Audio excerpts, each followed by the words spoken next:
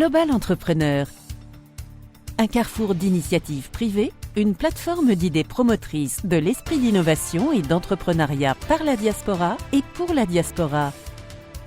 Global Entrepreneur, c'est avec Jean-Pierre Coudifot depuis la Caroline du Nord sur votre station préférée.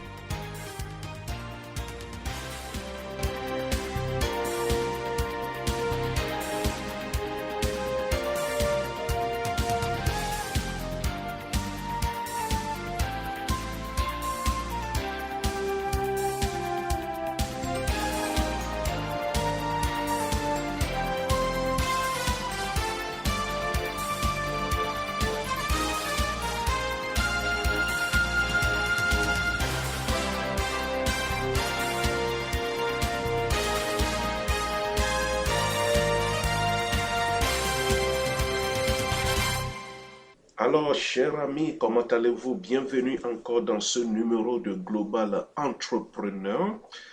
La semaine dernière, nous étions en train de parler sur comment créer des clubs d'investissement au sein de la diaspora, n'est-ce pas? Nous, dans notre numéro, la première partie, nous avons défini ce que c'est qu'un club d'investissement et nous avons dit qu'un club d'investissement est un groupe de personnes qui se rencontrent dans le but de mettre en commun de l'argent et d'investir. Donc, c'est ce que nous nous sommes dit. Ils se mettent d'accord et se rassemblent et mettent leur argent en commun et de les investir dans les affaires génératrices de revenus, de stocks ou des obligations. On a parlé de l'avantage d'un club d'investissement au sein de la diaspora et nous avons parlé aussi de comment fonctionne un club d'investissement. Si vous avez l'idée de commencer un club d'investissement, quelles sont les étapes à franchir d'abord? Et au point 1, nous avons dit il faut trouver les membres. Vous avez l'idée de rassembler des gens pour investir. Vous ne pouvez pas le faire seul. Donc, il faut trouver des membres pour votre club. Nous avons suggéré de 10 à 20 membres au maximum pour commencer. Où trouver ces membres-là? Il faut passer le mot, parler aux gens, ceux qui sont dans votre communauté locale, là où vous résidez. Ou bien vous pouvez trouver aussi des membres de la diaspora à distance, où vous allez faire des réunions remote, vous allez faire des réunions à distance. Tenez une réunion préliminaire pour définir les objectifs clairs, n'est-ce pas? Vous voulez investir de l'argent, vous ne voulez pas le faire avec n'importe qui sur des bases qui ne sont pas solides. Donc, vous aurez discuté des frais d'adhésion, on a parlé de tout ça, des contributions à faire, et nous avons parlé d'évaluer les niveaux d'intérêt de chaque membre, parce que vous ne pouvez pas travailler et investir avec des gens qui ne veulent pas mettre leur effort dedans et qui sont prêts à pointer du doigt quand vous faillissez. Vous ne voulez pas aller avec ces gens-là. Donc, il faut trouver des gens sérieux qui partagent les objectifs de votre club. Donc, on a dit aussi qu'il faut s'organiser et organiser, trouver un nom à votre club et commencer les démarches de l'enregistrement du club comme un partenariat que nous appelons le partnership aux États-Unis. Vous devez déclarer ça dans l'État dans lequel vous êtes, trouver un avocat pour vous faire les documents, ou bien vous pouvez aller sur LegoZoom pour pouvoir trouver donc comment enregistrer un partenariat. Bien sûr, vous devez vous adresser à ARS, le service des revenus, pour aussi déclarer votre club d'investissement pour avoir le numéro de AIN, ok?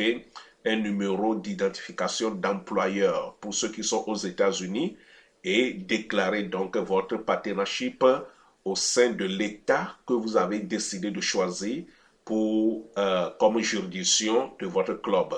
Donc aujourd'hui, nous allons continuer avec cette démarche-là que vous devez faire pour le lancement de votre club. Après avoir organisé tous les documents légaux, c'est-à-dire vous avez contacter votre Secretary of State pour déclarer votre partnership. Vous avez contacté IRS pour déclarer votre partnership pour obtenir le numéro d'identification d'employé. Alors, qu'est-ce qu'il faut faire? Il faut ouvrir un compte de courtage ou un compte bancaire. La plupart des clubs commencent par un compte chèque d'abord et un compte de courtage. Donc, il faut choisir, donc, c'est-à-dire un courtier qui répond à vos besoins, okay, qui a un service complet ou bien qui vous propose des rabais ou des services en ligne. Ok, vous trouvez pour ouvrir un compte pour votre investissement. D'accord? Donc, ce qu'il faut faire ensuite, il faut élaborer un programme d'éducation. Dans la plupart des cas, les clubs d'investissement sont formés par des personnes qui sont encore en train d'apprendre à investir. Ce sont des novices. Ce ne sont pas des gens qui ont une expérience assez élevée en matière d'investissement. Donc, tous les membres pratiquement sont des novices en matière d'investissement. Donc, le deuxième objectif de ce rassemblement en tant que club, c'est l'éducation. L'éducation. Vous vous rassemblez pour vous éduquer mutuellement. Donc, il faut élaborer un programme d'éducation. Donc, tout le monde n'est pas sur la même longueur d'onde en ce qui concerne sa base de connaissances en matière d'investissement. Donc, il faut demander à chaque membre des questions, ok, des questions qu'ils ont sur l'investissement, qu'est-ce qu'ils veulent savoir, qu'est-ce qu'ils veulent connaître, leur centre d'intérêt. Donc, les faire soumettre à des questions de manière anonyme et à obtenir une réponse par rapport au niveau que tout le monde se situe. Donc, choisissez des sujets qui, selon vous, devaient être abordés en tant que groupe, ok? Dans le domaine de l'investissement, ou trouver des affaires propices, comment vous organiser. Donc, vous voulez vous éduquer. Donc faites ce que nous appelons syllabus. Vous faites un document, un curriculum de travail qui fera donc la recherche de la présentation des sujets au groupe. OK? Donc, il faut un programme d'éducation défini avec des sujets. Vous pouvez consulter des ressources sur Internet pour voir quels sont les sujets qui sont là-bas à traiter. Donc, après avoir fait ça, recherchez les premiers investissements potentiels. Vous avez trouvé un nom à votre club, vous avez déclaré votre club dans votre État, n'est-ce pas? OK, ou l'État que vous avez choisi d'abriter votre partnership. Vous avez maintenant un compte bancaire, vous avez un programme d'éducation défini. Il faut maintenant aller à la recherche des premières opportunités d'investissement. OK? Donc, après cet état, lorsque des contributions du club ont été faites par des membres du groupe, vous êtes prêts à commencer à examiner les premiers investissements. OK? Il faut demander à chaque membre du club de chercher des achats actifs potentiels tels que des actions, des fonds communs de placement ou des propriétés d'investissement et de défendre ces choix par la recherche qu'ils ont faite. OK? C'est important. Ce n'est pas une seule personne qui va venir avec l'idée que voici, j'ai trouvé telle opportunité. Vous allez donner cette responsabilité à chaque membre et que tout le monde vienne présenter une idée d'investissement en soutenant donc cette idée-là avec des recherches sûres qui permettra donc à tout le groupe d'évaluer, d'analyser les risques et les contours avant de s'y engager. Donc, c'est un travail que tout le monde doit faire. OK? Donc, vous allez revenir et chacun va présenter donc sa découverte. Ensuite, vous pouvez demander au groupe de voter sur ses choix préférés et de déterminer combien d'argent allouer à chacun. OK?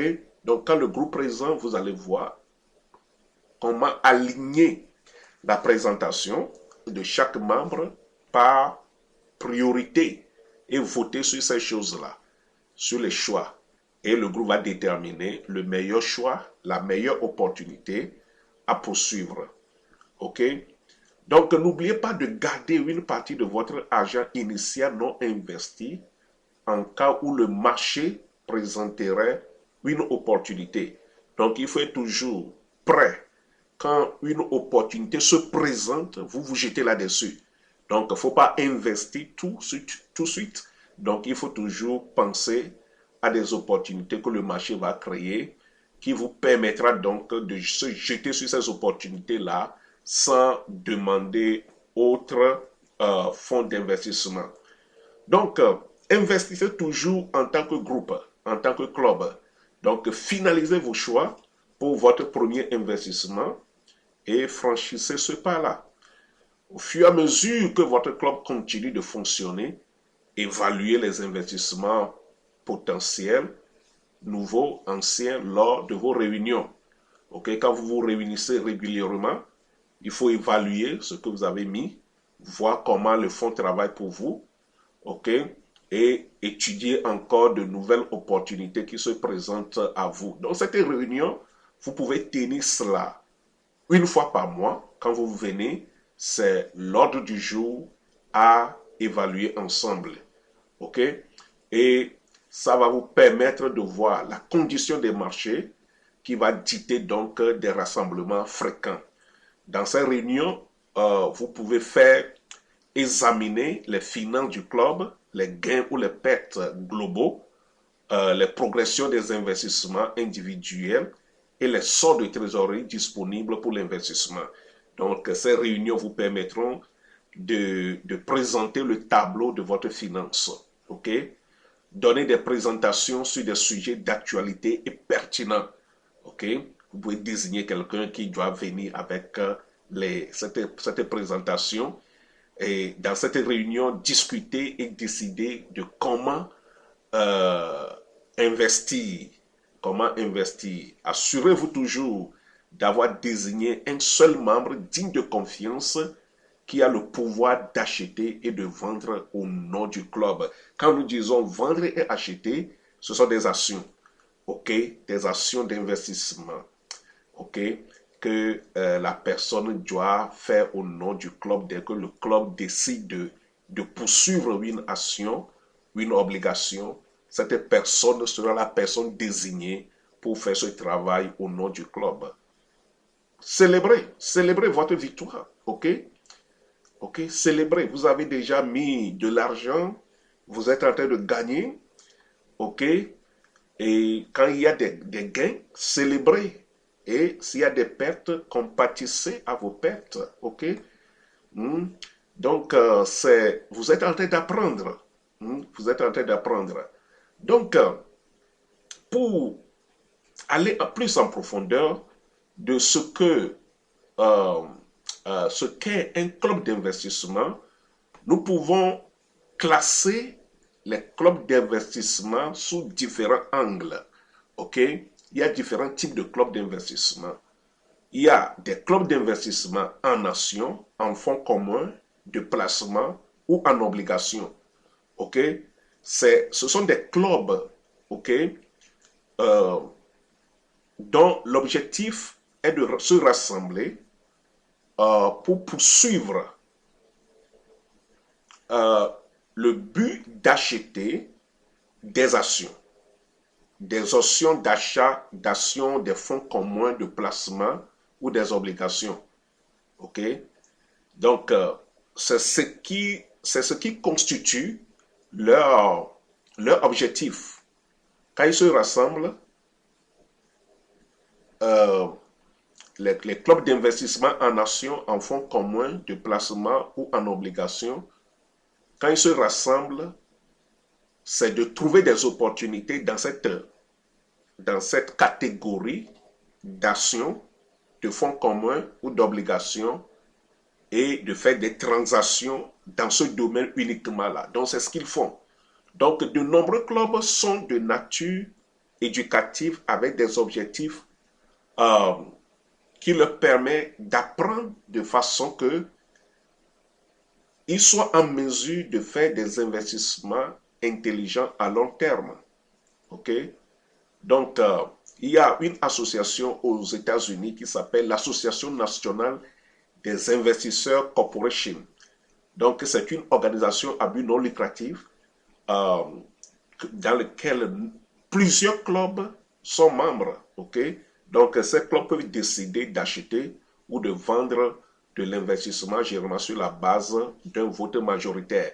Donc, votre club, vous pouvez dire, nous, ce que nous allons faire, c'est d'acheter des actions, c'est d'acheter des fonds communs et de placement ou des obligations lorsqu'il y a des emprunts en obligations qui sont là, nous allons nous jeter sur ça. L'autre club, vous pouvez vous identifier comme club d'investissement immobilier. C'est-à-dire, votre club d'investissement va s'intéresser uniquement à l'immobilier. C'est-à-dire quoi? Les clubs de ce type sont le plus souvent engagés dans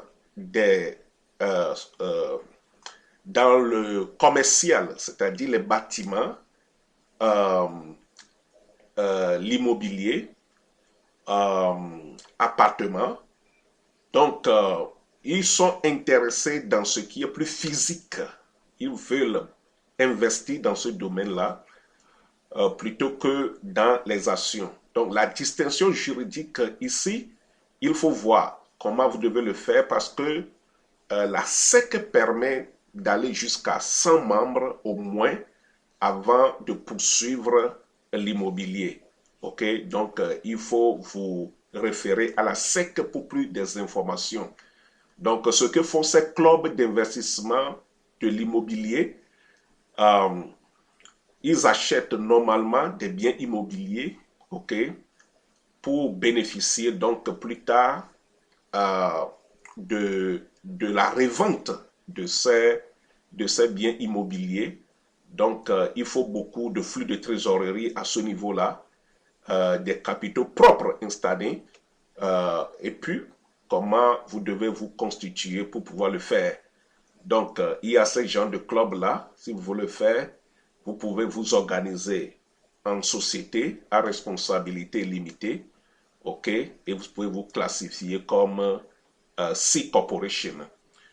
Donc, il faut vous adresser à un avocat pour vous aider lorsque vous voulez vous constituer comme club d'immobilier, d'investissement en immobilier. Il y a aussi des clubs d'investissement des entreprises, ok? Ils s'organisent en club et ils n'achètent que des entreprises, ok? Souvent, on les appelle des incubateurs, des gens qui s'organisent et qui s'associent et qui achètent des entreprises qui génèrent des flux de trésorerie et des capitaux propres, ok? Ils sont toujours à la recherche des entreprises dans différentes industries. OK? Et ils font des affaires comme ça. Donc, c'est un type d'investissement qui rassemble des groupes de personnes qui achètent même des franchises ou bien des franchises et qui les font développer. Donc, des fois, vous allez les voir acheter des restaurants, des stations d'essence et des hôtels ou des entreprises qui sont à risque plus élevé sans antécédent de revenus. Ils achètent ça et ils investissent aussi dans les startups. OK? Donc, c'est à vous de voir quel genre de club vous voulez commencer. OK? Quel genre de club vous voulez commencer. Et l'autre qui est nouveau peut-être sur le marché aujourd'hui, ce sont des clubs d'investissement en crypto-monnaie. OK? Des clubs d'investissement en crypto. Donc, ce sont des clubs plus récents.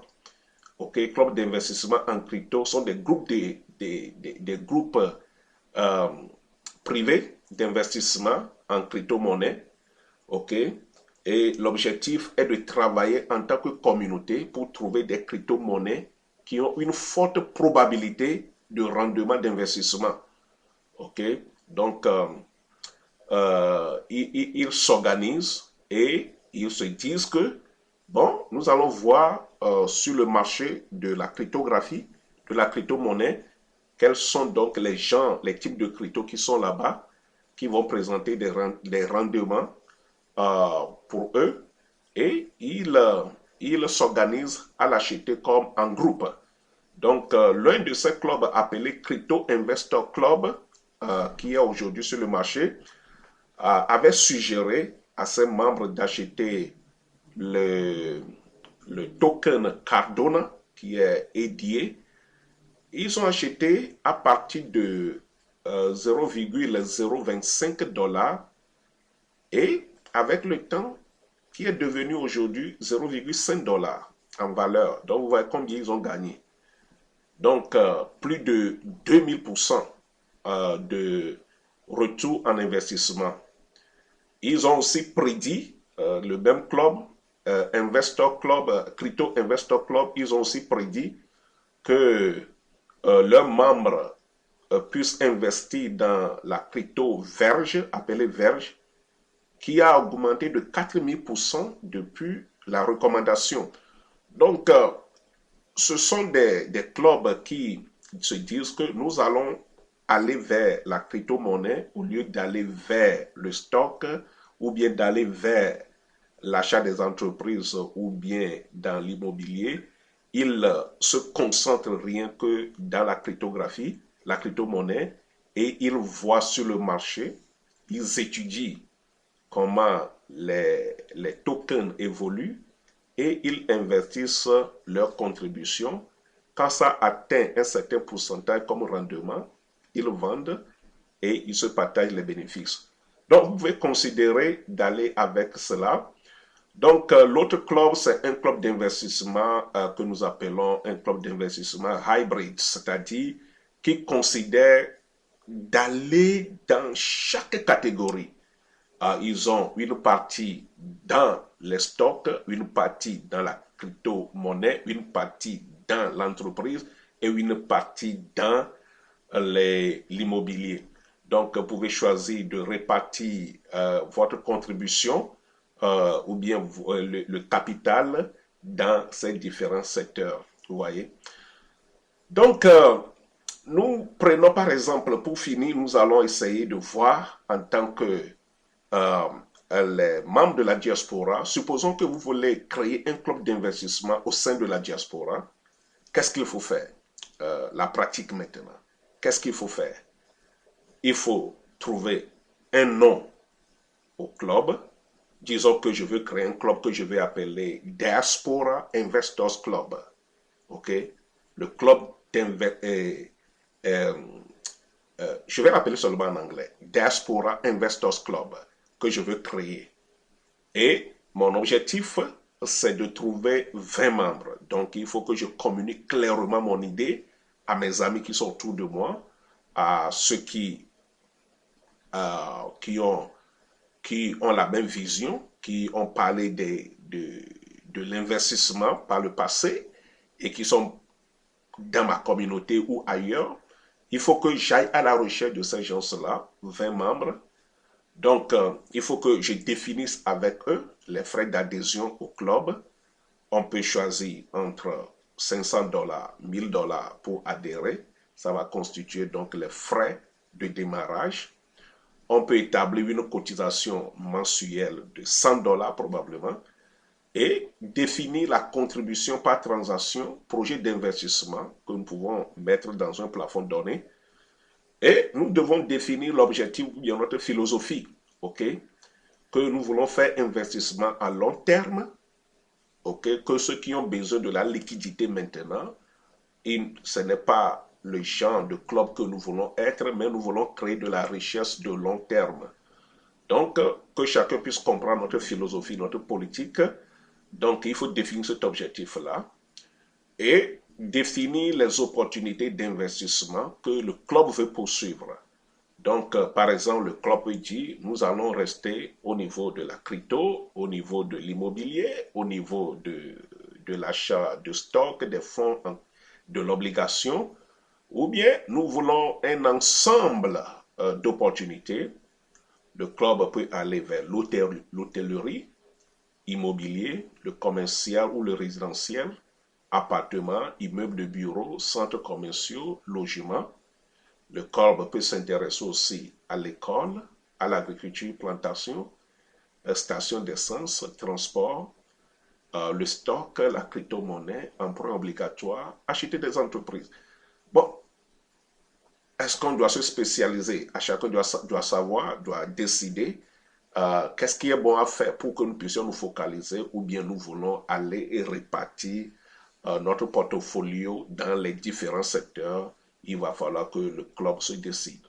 Où investir? C'est un élément important parce que nous sommes dans la diaspora. Où investir? Est-ce qu'il faut investir en Afrique ou bien investir dans la diaspora? Donc le club doit décider que, bon, nous allons faire les deux. On investit dans notre pays de résidence ou bien nous allons aussi investir dans les opportunités en Afrique. S'il y a des appels, des emprunts obligataires par les banques, par les États, par nos pays, nous allons y participer. Donc, votre fonds se tourne vers l'extérieur de votre pays de résidence actuel. OK? Donc, une fois cela établi, il faut mettre en place des structures juridiques pour votre club, déclarer votre club dans l'état que vous avez choisi de le faire, que tout le monde soit en agrément avec ça, élire des dirigeants de ce club, trouver un règlement intérieur qui va vous aider et mettre en place une politique de gestion du club, ouvrir un compte. Donc, tout cela va vous permettre de mener à bon votre club, avoir un calendrier mensuel pour le club. Quand vous venez, ce qu'il faut discuter, comment investir, l'éducation, la présentation et la recherche des opportunités. Donc, vous pouvez donner aussi une fréquence d'investissement, ok? C'est-à-dire la fréquence d'investissement. Est-ce qu'on doit investir tous les trimestres ou bien tous les semestres ou bien tous les ans? Ça dépend de l'objectif que vous poursuivez. Donc, voilà à peu près comment vous pouvez vous lancer dans la formation d'un club d'investissement. Ceci est très très important, surtout pour la diaspora qui vise à créer des ressources dans leur pays de résidence et en Afrique.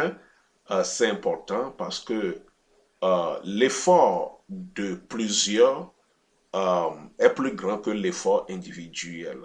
Donc, c'est ce que les gens font dans les pays dans lesquels nous sommes.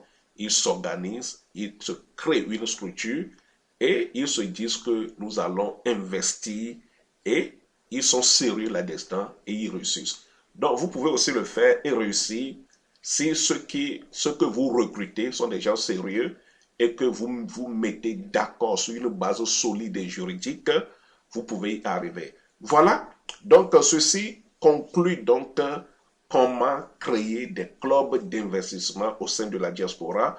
On va se retrouver la semaine prochaine avec un autre numéro de Global Entrepreneur. D'ici là, portez-vous bien. Je m'appelle Jean-Pierre et à bientôt.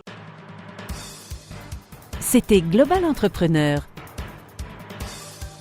Pour nous joindre, visitez globalentrepreneur.co ou nous écrire sur WhatsApp 1 719 963 42 54. D'ici là, portez-vous bien et à la prochaine avec un nouveau numéro de Global Entrepreneur.